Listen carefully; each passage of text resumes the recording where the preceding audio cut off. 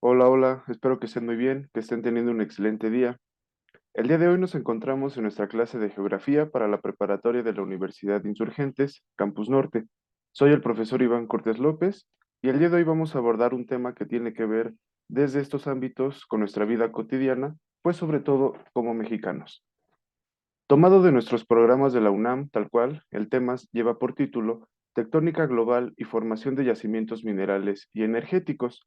Comenzamos con dos preguntas justamente que tendríamos que hacer entre nosotros y para nosotros. ¿Por qué estudiamos geografía? ¿Para qué estudiamos geografía? Y sobre todo, ¿para qué estudiar la tectónica de placas?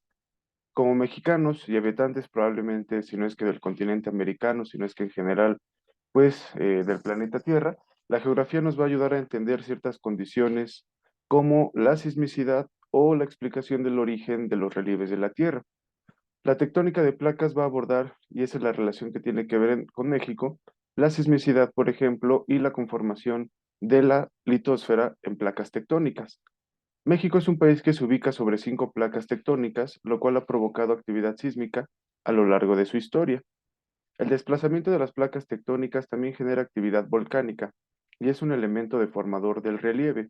Se crean montañas, valles y océanos.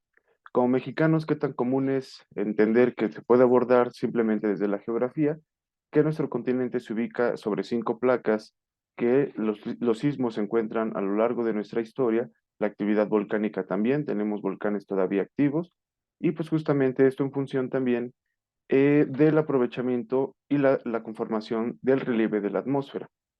¿Qué es la teoría de la tectónica de placas? Como su nombre lo dice, es una teoría que se ha generado con la intención de explicar la conformación de la litosfera o la corteza terrestre, así como las causas y condiciones que generan el movimiento de las placas tectónicas y sus consecuencias. Sirve para explicar los cambios en la corteza terrestre a lo largo de los años, al ser un elemento deformador, y la ubicación de minerales y recursos para el aprovechamiento humano, derivado pues del mismo estudio. O sea que, por ejemplo, nos va a ayudar, como vemos en esta imagen, a entender que la corteza terrestre, litósfera o capa más externa de las capas de la Tierra, se encuentra conformada en una especie de rompecabezas por placas tectónicas. Sobre estas placas se encuentran las poblaciones, las montañas y los océanos.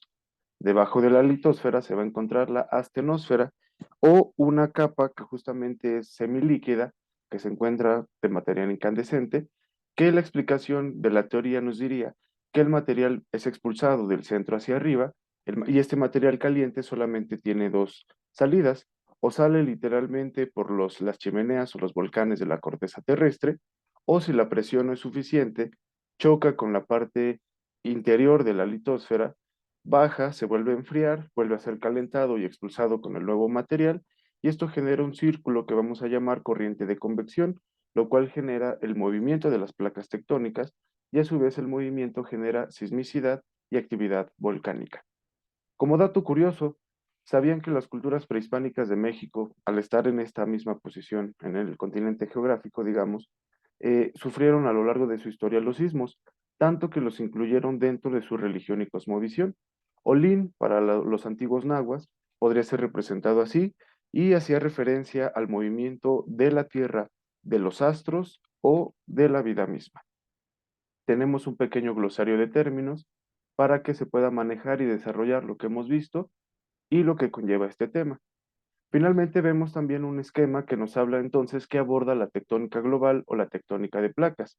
Aborda y explica qué es la sismicidad, vulcanismo, como consecuencias del movimiento de las placas tectónicas, pero también con algo que podríamos conectar es con la distribución de los minerales y recursos naturales en nuestro país y a nivel mundial.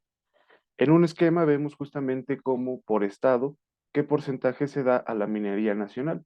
La tectónica de placas nos ayudaría justamente a explicar la conformación de la corteza, por qué se mueven las placas y con base en estos estudios de suelo, dónde se ubican los recursos naturales, minerales y energéticos. Conectando con otros temas y materias dentro de nuestros programas, geografía y este tema en específico se puede conectar con biología, con geología y paleontología en los ámbitos del estudio de la Tierra, con geografía económica específicamente para el área 3 en nuestros últimos años, o con materias como historia del arte e historia de la cultura, hablando de las religiones o los dioses que tienen que ver con aspectos de este ámbito. Finalmente vemos, hablando de historia de la cultura, un paisajismo que tiene que ver una representación de un paisaje mexicano del Dr. Atl, bueno, pues simplemente hablando de nuestros relieves, de las montañas y los volcanes. Muchas gracias por su atención. Cualquier cosa y duda estamos para servirles.